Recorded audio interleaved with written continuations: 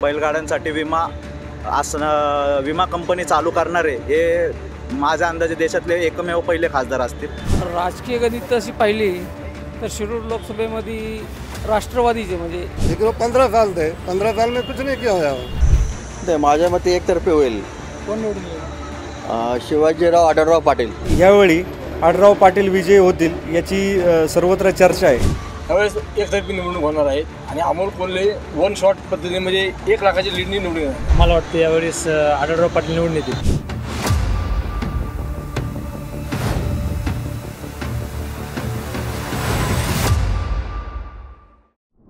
कशी होईल यावेळी निवडणूक मला वाटतं? माझ्या मते एकतर्फे होईल।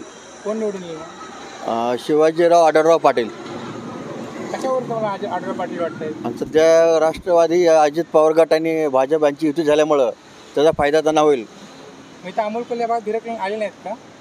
आणि काम त्यांनी म्हणजे इलेक्शन गेल्या वर्षापासून त्यांनी म्हणजे इकडे अजिबात हे झालं त्यांचं, म्हणजे अमोल कोल्हे आलेच नाही। आलेच नाहीत। खासदार झाल्यावर काय करावं वाटतं तुम्हाला? खासदार झालं म्हणजे पुणे जिल्ह्याचा विकास व्हायला पाहिजे, हवेली तालुक्याचा विकास व्हायला पाहिजे। अजून काय आडच्या काय समस्या आहेत? काय इथल्या काय समस्या आहेत ज्या तुम्ही खासदाराकडे मांडाल? ट्रॅफिक आहे, रोड आहे, रस्ता म्हणजे तर सासवड ते हडपसर हा रोड आहे 4 पदरी व्हायला पाहिजे, सगळ्यात मोठा प्रॉब्लेम आहे। आणि दुसरी गोष्ट इथं पुरसिंगी नवीन जे गावं आपलं महानगरपालिका हद्दीत समावेश झाले तिथं पाण्याची फार मोठी समस्या आहे, ते दूर झालं पाहिजे। आढळराव पाटलांचा मला आलेला अनुभव सांगतो। माझ्या आत्याची बायपास सर्जरी होती आणि त्यासाठी मी त्याला खासदार फंड मिळतो, म्हणजे 15,000 रुपये मिळतात।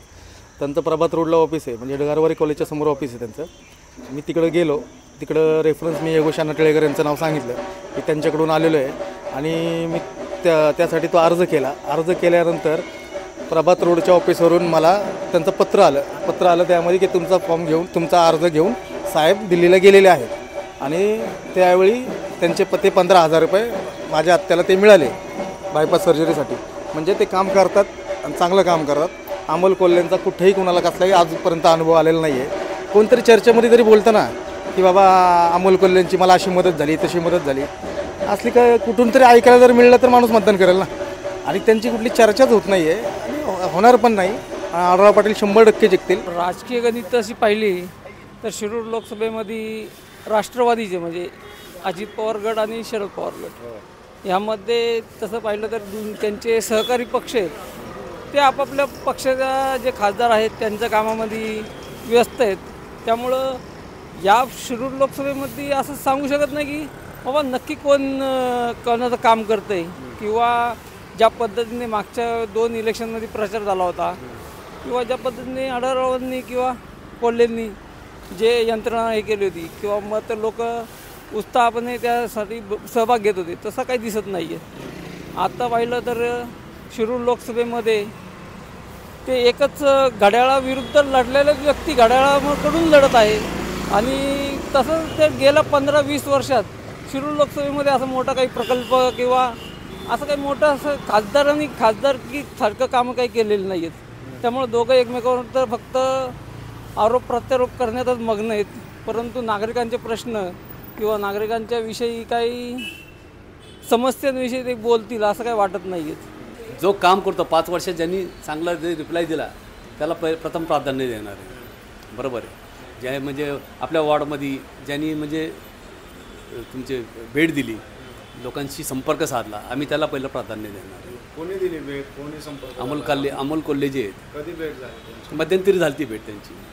ते म्हणजे वार्डामध्ये एरियामध्ये ते तेवढ्या विभागात फिरलेले आहेत, ते संपर्क आहे त्यांचा। आणि आरोप असा आहे की 5 वर्ष गायब होते म्हणून? नाही, तसं काही नाही। हे कसं आहे, विरोधी पक्षांचं ते कामच आहे ते। आढळराव दादा यांचा 15 वर्षाचा अनुभव खूप चांगला आहे। बैलगाडा शर्यत असो, शेतकऱ्यांचा प्रश्न असो, बैलगाड्यांसाठी विमा कंपनी चालू करणारे हे माझ्या अंदाजे देशातले एकमेव पहिले खासदार असतील। बैलांची इजा झाली, बैलगाडा मालकांना आर्थिक मदत असो, दुष्काळ काळात संकटात आढळराव दादांचं चांगलं आंबेगाव तालुका म्हणा, खेड तालुका म्हणा, जुन्नर आपल्या हवेली तालुक्यात देखील चांगलं काम आहे। गेले अनेक वर्ष आमच्या भागात देखील आढळराव दादांचा सारखा संपर्क असतो।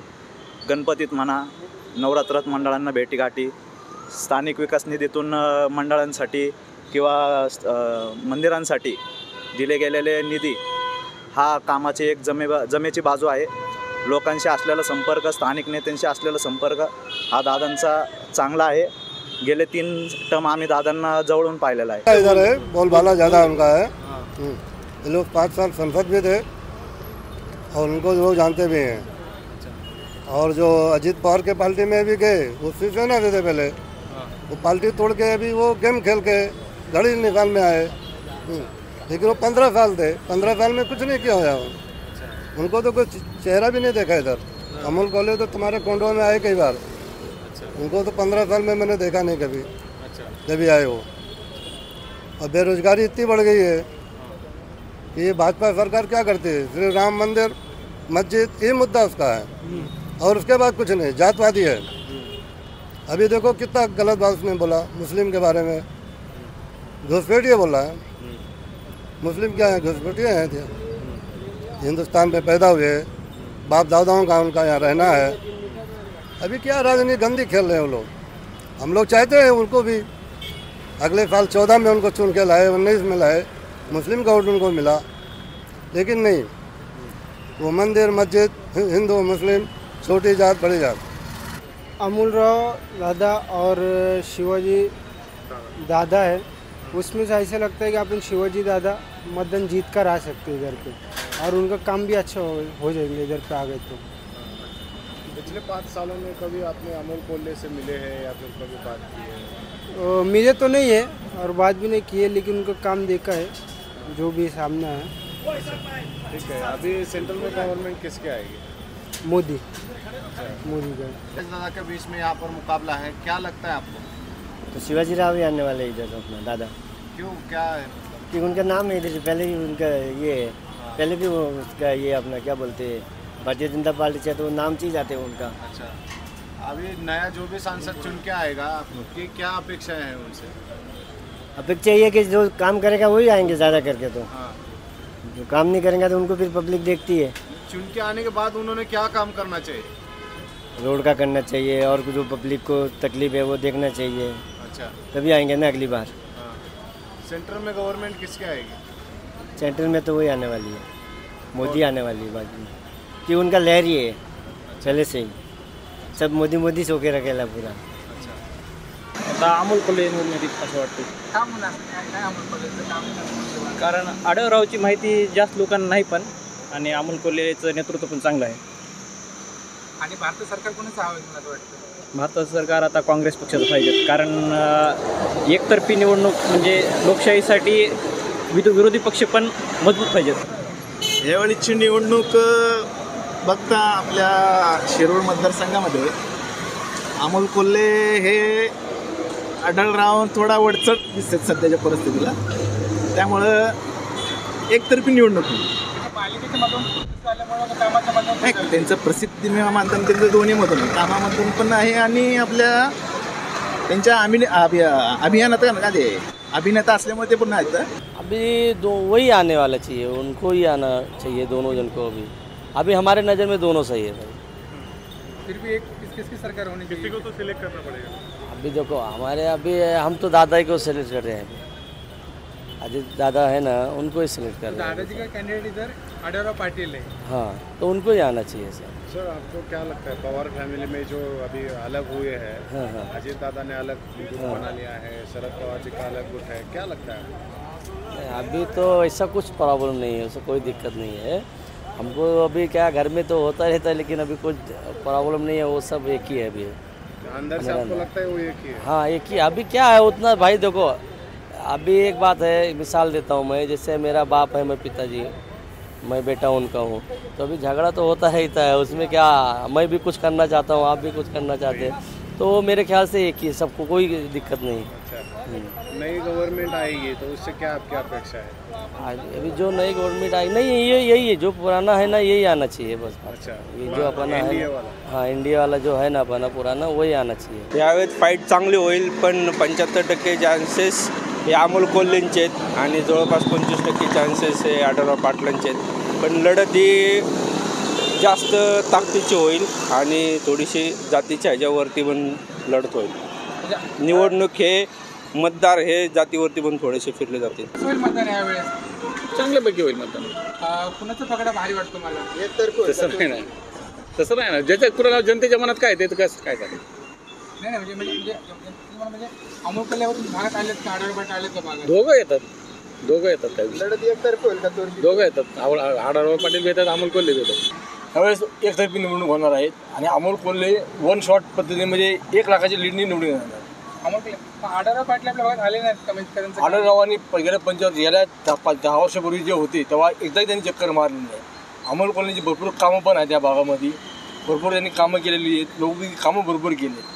पण त्यामुळे आणि सर्वात महत्त्वाचं की पहिल्यांदा निवडून येणारा माणूस पंचवार्षिकला संसदरत्न पुरस्कार त्यांना मिळतो, हे पहिलं प्लस पॉईंट त्यांचा तो आहे. भारतामध्ये पुन्हा सरकार यावं असं मला वाटतं. भारतामध्ये राहुल गांधी सरकार यावं, कारण ह्यावेळेस म्हणजे नरेंद्र मोदींनी भरपूर म्हणजे महागाई भरपूर करून ठेवली, त्यामुळे जनसामान्य माणूस पूर्ण होरपळून गेलेला आहे. आणि गॅस सिलेंडर म्हणा, पेट्रोल दर म्हणा, शेतकऱ्यांना म्हणजे भाव पण आहे कुठल्या बाबतीत. आजकाल ते पंजाबचे शेतकरी दिल्लीच्या ह्याच्यावरती येऊन थांबते, त्यांना लाठीचार्ज होतो, हे चुकीचं झालेलं आहे. माहितीचा उमेदवाराचा म्हणजे जास्त हे करून शक्यता वाटते. आढळराव पाटील काय विषय काय विषय म्हणजे ते पाठीमागे 15 वर्ष खासदार होते, त्यांना जाण आहे आणि निश्चितच ते या प्रभावामध्ये चांगली कामं आणू शकतील. मला वाटतं यावेळेस आढळराव पाटील निवडून येतील. आढळराव पाटील त्यांचं काय ते ह्या एरियात आले का? त्यांचे काय विकास कामं झाले तुम्हाला असं वाटतं? अमोल कोल्हे हा संभाजी महाराजाची मालिका पण, छत्रपती संभाजी महाराजाची मालिका पण करतो, पण त्याच्यामध्ये कधी असं संभाजी औरंगाबादला संभाजीनगर ते कधीच म्हणत नाहीत. कारण हिंदू असून जर आपण औरंगाबादला संभाजीनगर म्हणत नसेल तर काही फायदा नाही. आणि आढळराव काय काय काय वाटतं? आढळराव पाटील अजितदादा सोबत असल्यामुळे विकास होऊ शकतो असं मला वाटतं.